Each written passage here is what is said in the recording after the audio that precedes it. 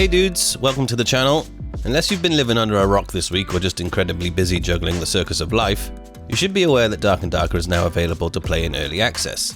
And within its first week, the devs have already pushed out multiple patches with fixes and changes to the core gameplay that you may or may not be aware of. So to make it clear for you and to keep you up to date with everything that's changed so far, I wanted to make a brief video that summarizes everything the devs have been up to, as well as clue you into an event that's running this weekend only that could earn you a lot of gold.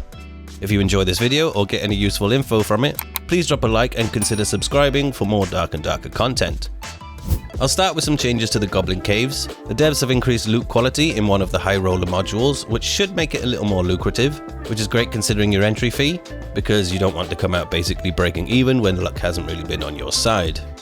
Item drop rate on the cave troll in the normal Goblin caves has been slightly increased from when the game launched into early access, as well as the horde pile being removed and replaced with loose trinkets in the cave troll loot room. There was a bug that had the cave troll respawning after death, and in some instances up to 3 times. Possibly even more, but I just haven't seen it, but that bug has now been fixed apparently. So once the cave troll is done and dusted, it should stay that way. They've also blocked some cheese tactics that people were using to force the troll to disengage, which left the player in absolute safety whilst they bonk the troll from a distance.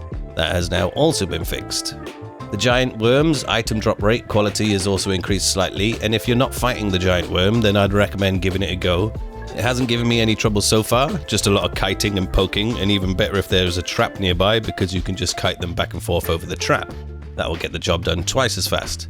The worm seems to be a good source of rings and medallions, so if you're looking for some bling and you're running solo, visit this ugly bugger. Although I have been playing as the ranger, so it's possible that some other classes will struggle a little more.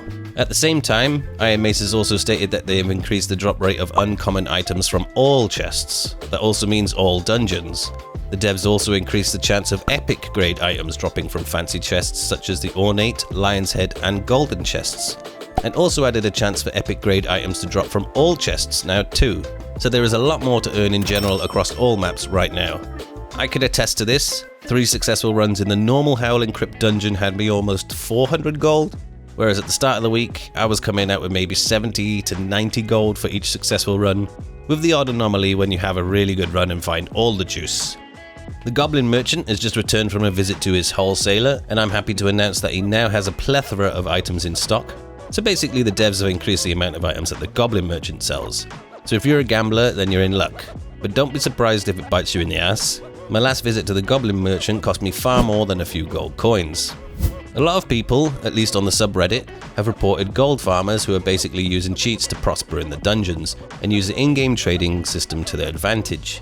IRONMACE have now said they improved their anti-hack system for a cleaner environment. This is a bit vague, but news about these kind of things usually is because they obviously don't want to show their hand for any hackers to get ahead of them, so hopefully it has improved the situation. But I personally haven't seen any cheaters so far since playing on Monday, so if you were thinking about buying the game, then I don't think it's a serious problem that should put you off jumping into the dungeons. A note on the microtransactions that many of us were a little disappointed with when we bought the game are subject to change to an extent. The redstone shards will probably stay in place and be used for cosmetic items and future additional classes post early access release, but IRONMACE have stated that they intend to provide the Bard and Warlock for no extra charge to everyone who buys the base game, and those who have already unlocked the classes will receive a refund on their shards. Which in my opinion should have been the case to begin with. This is not a free-to-play game, and they definitely bring a unique playstyle to the game, with many people agreeing that the Bard is actually an S-tier class for group dungeon delving due to his potential support for the rest of his party, even outclassing the Cleric in a lot of circumstances. Also, the Warlock isn't even finished, and you don't want to spend money on a class that could potentially change quite drastically in the future. Let me know your thoughts on this, but keep it civil. I'm absolutely fine with microtransactions in the game for skins and game customizations, because IRONMACE had stated all along that they plan to do this, but for things that are in the base game upon release into early access, then we should all have a chance to test them, regardless of whether or not the bluestone shards are earnable by successful extracts, because a lot of new players will not be achieving many successful extracts, and it takes a lot of extracts to earn your 3rd, 4th or 5th bluestone shards, and so on. The big news for this weekend is that we have a high roller event where the entrance fee has been slashed in half. So for those, like myself, who are light on the coin but want to give high roller a shot, then do so this weekend. It will only cost 50 gold instead of the usual 100, so that's 50% off on all death sentences until Monday. With all the loot buffs I mentioned earlier on, this should make successful visits to the high roller dungeons really lucrative for many of you. Or at the very least, it won't sting so much when you have to take a hasty escape with empty pockets or get mullered by an enraged wraith. There's a few more fixes that have been rolled out too, particularly some locations where players were ending up outside of the map. That shouldn't happen anymore with a bit of luck. There was also a fix for instances of multiple doors spawning in one spot, and in the same vein, IRONMACE have added protection against characters being pushed by opening doors and chests into locations where they become stuck.